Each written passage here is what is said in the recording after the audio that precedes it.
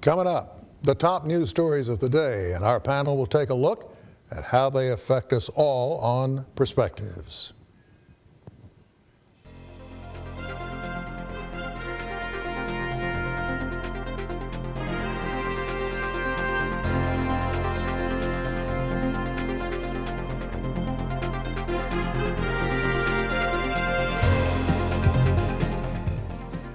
Hello, I'm Sam Jones. You know, in all honesty, so much is wrong with this picture, I don't know where to start.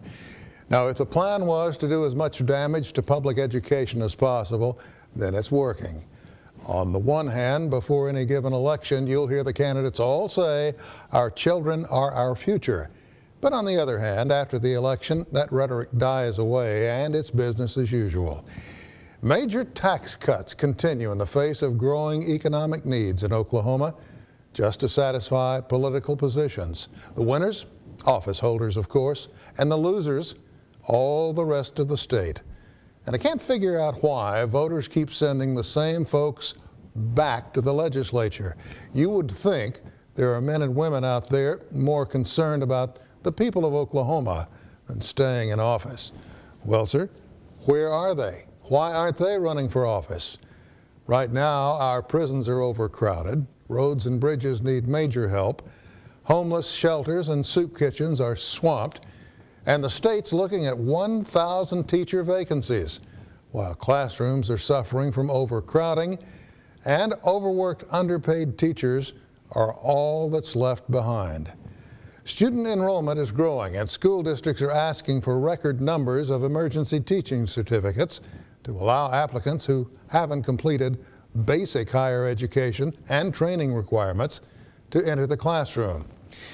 Why are we so short so many teachers? Well, teacher retirements are part of the problem, as are declining career interests. I mean, after all, who would want to teach in Oklahoma when the candidate could accept a higher paying job with benefits in a neighboring state where there's legislative teacher support?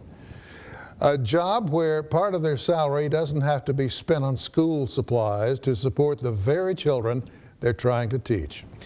Additionally, young graduates are turning away from teaching careers because, as they see it, essentially it's a dead end in Oklahoma. And that's very sad.